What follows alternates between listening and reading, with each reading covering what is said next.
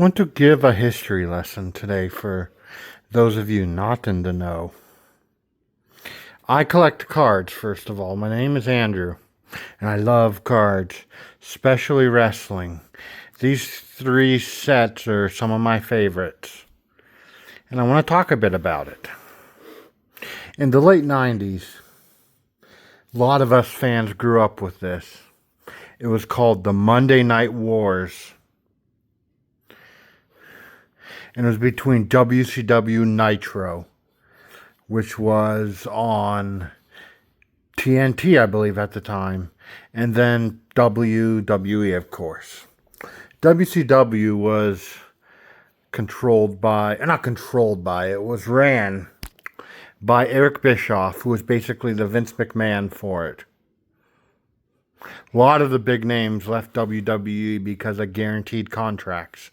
Hulk Hogan, Kevin Nash, Macho Man, Bret Hart, and Scott Hall, Razor Ramon. There are other people in here like Booker T and a bunch of others also got famous because of their time in here. Diamond Dallas Page, Goldberg, Lex Luger, Sting, the Steiner brothers were there. Buff Bagwell was there. I already said Booker T. Roddy Piper went there. A guy we will not talk about went there. You can Google Chris Benoit. I'm not going to go into detail of what he did. Others that got started here. British Bulldog was there too. Forgot about him. Eddie Guerrero. This is his rookie card. He started out there. Chris Jericho started there. I don't know. I forget where his card is in this binder number-wise. Rey Mysterio started there when he was wrestled under Rey Mysterio Jr. I'm missing a few, but some like the celebrity guest stuff. Fit Finlay was there. There's the guy, Eric Bischoff, who was the boss. Miss Elizabeth went there. Ric Flair went there. There, of course, the Nitro girls. Now, the next one, these are embossed. They're textured, like 3D type. So you can feel the pack. You can actually feel the pecs and muscle on the card, which is cool. This Rick Steiner again. Diamond Dallas Page, who I absolutely love. Chris Benoit again. Randy Savage. Roddy Piper. This was near the end of his career, I believe. Sid Vicious, Psycho Sid, Sid Justice. So many other names. Ric Flair again. There's a really weird card in here too. Rey Mysterio without his mask was absolutely weird. There's Sting, as we most recognized him.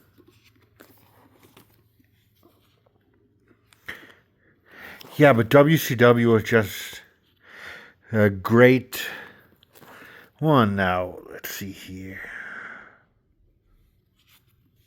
What else is here? You got the girls. There's Scott Hall, Lex Luger, Scott Steiner, Hulk Hogan, Kimberly.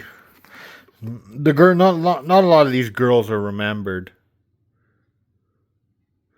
Jazz went to WWE, I believe. She was one who stayed. A lot of these others. Gorgeous George is remembered. Miss Elizabeth is remembered for their contributions. But yeah, it's just this sets were so great because everyone's like, oh, WWE and AEW.